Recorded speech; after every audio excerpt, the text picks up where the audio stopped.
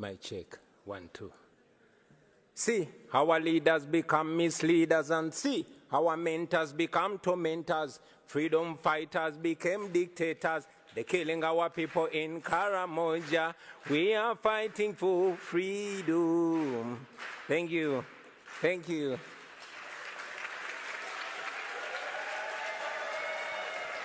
Thank you. Thank you very much. Thank you for the opportunity to share my story, which also represents the story of very many Ugandans that have endured human rights violations for the last 36 years. I never intended to get into politics, and neither did I pay much attention to the political space until my personal consciousness was awakened rudely by my personal humiliation at the hands of a security operative. I'm a musician, and in 2005, I was the hottest artist in town, singing about parties and girls and money. And so, like any other 23-year-old who is successful, I went out and bought a big fancy car, a Cadillac Escalade with spinning wheels and a personalized number plate, Ghetto. One day, I was at a nightclub in Kampala when a security operative pulled me out of my brand new car, slapped me in the face, and put a gun on my head. And he asked me, "Yo, why are you showing off? Don't you know that this country has owners?" I drove away humiliated, and this horrible feeling was all over me, a feeling of you deserved it. Because he was right, I thought I was safe as a celebrity, partying with the rich and powerful military generals, whining and dining with them. But I did not know that it didn't change the reality that I was just a boy from the ghetto, and that I would not be free from their oppressive rule until everyone in Uganda was free. That incident reminded me of the humiliation that many Ugandans faced every day. I couldn't forgive myself for having allowed my temporary and deceptive comfort and elevation from society to blind me from the plight of my fellow disadvantaged people. And I decided on that day that moving forward, I would be a voice of social justice. For 36 years, Uganda has been under the rule of General Yoweri Museveni. More than 85% of Ugandans have never seen another president in their lifetime. Not because the law allows it, no, but because he has always changed the constitution with the help of a compromised parliament, and he has always rigged elections with the help of a personalized military. But regardless of all this, the Western world continued to tolerate and enable General Museveni because he is considered a useful dictator, good for regional security and national stability, even if he bends a few rules. But that's not true. General Museveni rules Uganda with an iron hand. He deploys the military against the citizens and students. Those who oppose him are either put in prison, tortured, or killed. His administration ranks one of the most corrupt in the world. His family members and henchmen have plundered our nation at the expense of healthcare, education, and other social services. So, sitting there in my fancy car, beaten and humiliated, I knew I could not stay silent anymore. So, for the next 10 years, I dedicated my music to the plight of the common Ugandans and the fight for human rights. In 2016, General Museveni rigged the election and declared himself president again. And that's when I decided that if the parliament could not come to the ghetto would go to the parliament. In 2017, thank you. In 2017, I decided to run for a parliamentary seat. Our constituency campaign turned into a national campaign, and we won the seat with 80%. Then we started the People Power movement to awaken a generation of young Ugandans, talking to them about democracy and explaining to them why they must get involved. This annoyed General Museveni, and from then we were branded as enemies. In 2018, while on a campaign trail in the northern Ugandan district of Arua, General Museveni decided that it was too much for him to take. He alleged that our supporters had stoned his motorcade, and for that reason, the military was given orders to shoot and kill. I had just stepped out of my car when suddenly I heard gunshots, blah, blah, blah. My driver and friend, Yasin Kauma, was shot dead in the car seat that I had been occupying just a few minutes earlier. I took a picture of him and tweeted it, him lying in a pool of blood. I tweeted it with the caption, "Police has shot my driver dead, thinking they've shot at me." And then the Special Forces Command, a section of the military that is led by General Museveni's son, Muhoozi Kainerugaba, started hunting for me. For the next 8 hours, I hid in a random hotel room as they broke down every single door looking for me. Meanwhile, my tweet went viral, and suddenly the entire world was watching Museveni. So when they finally found me, they did not kill me, but they tortured me to near death. I was detained in a military base for several days. Not even my family knew where I was. I later learned that people protested in very many parts of the world calling for my release. And for this, I am forever grateful, because if it was not for that pressure, I'm sure I would not be alive to talk to you today.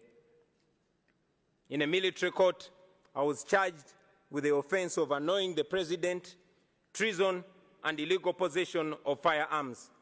They displayed 2 machine guns to prove that. And of course, these were trumped-up charges. Out of shame, the firearms charges were later dropped and the guns disappeared. 2.5 years later, that case has not been heard. So, in 2019, I announced that I was running for president. Now, under General Museveni's Uganda, that means 3 things. It either means prison, or being forced into exile, or death. But we were ready for all that. And yes, that's exactly what happened. We endured the most horrifying campaign, the most violent campaign, the most brutal and murderous campaign you can ever imagine. In November 2020, I was arrested for allegedly violating COVID-19 regulations, a convenient excuse for Museveni to suppress his political opponents. Our supporters protested against my illegal detention, and the military went on rampage. They shot and killed hundreds of people. But of course, General Museveni came out and said that they killed only 54 protesters. Thousands were arrested, and instead of the accountability for the massacre, General Museveni came out and praised the military for a job well done. A few days later, my bodyguard and friend, Frank Senteza, was deliberately run over and killed by a military police car. Thousands of our supporters were then abducted by security operatives in unmarked vehicles called drones in Uganda. And as I speak to you right now, many are still missing, while others are still in illegal detention, simply for supporting me and our party. Those who were lucky to return, they came back with severe torture marks and horrifying stories. Stories of eyes and fingernails plucked out. Stories of men being castrated and women being raped in detention. But we never gave up, and we will never give up. It wasn't me challenging General Museveni. No, it was an entire generation.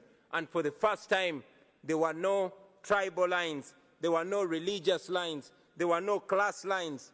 The entire population was speaking with one big voice. All our people were saying, people power is our power. It was the biggest public phenomenon that I had ever seen. Now, I had been a celebrity, I had done hit songs, I knew what it meant to be famous and having people chant your name wherever you go. But this was different. On election day, after casting my ballot, I went home only to find my house surrounded with hundreds of soldiers, and later I learned that the same was happening to all our party offices across the country. The internet was switched off. Mainstream media was placed under strict censorship. Any radio station that dared to report on the election was immediately shut down. Radio presenters and journalists were arrested. And so in this complete blackout, General Museveni declared himself winner of the election again. International authorities challenged the results as fraudulent, not free, and not fair. But I remained under house arrest for the next 11 days.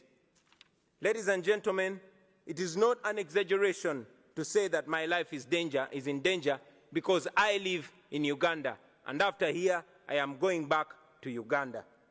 I have lost friends and colleagues at the hands of security forces. I have been arrested and charged very, very many times, and my only crime has been challenging General Museveni's dictatorship. I'm therefore here to tell the world with clarity that General Museveni is not the leader you think he is. He is a threat to the people of Uganda, and yes, he's a threat to the entire region. The international community has already recognized that the 2021 election in Uganda was neither free nor fair. And it's important that these words are followed with firm actions. First, we call upon the world leaders to stop shaking General Museveni's blood-stained hands through funding and cooperation. Secondly, we call upon the governments and organizations all over the world to impose sanctions on him and the people that he uses to torture and kill innocent citizens. Thirdly, we call upon all those who value democracy and human rights and the rule of law to isolate General Museveni because he has distinguished himself as an excellent violator of human rights who has no respect whatsoever for human life and human dignity. And fourth, we ask you to support our demands for accountability for the crimes against humanity that he has committed and continues to commit against the people of Uganda. Now, for far too long, the Western world has believed that allowing dictators to hold their nations hostage is an unacceptable cost for perceived security. Leaders who tolerate dictators and treat them as legitimate partners are complicit in their crimes. Please do not be partners in crime. Do not sacrifice your moral obligation. Do not sacrifice your moral obligation for short-time convenience. Please stand on the right side of history. I thank you.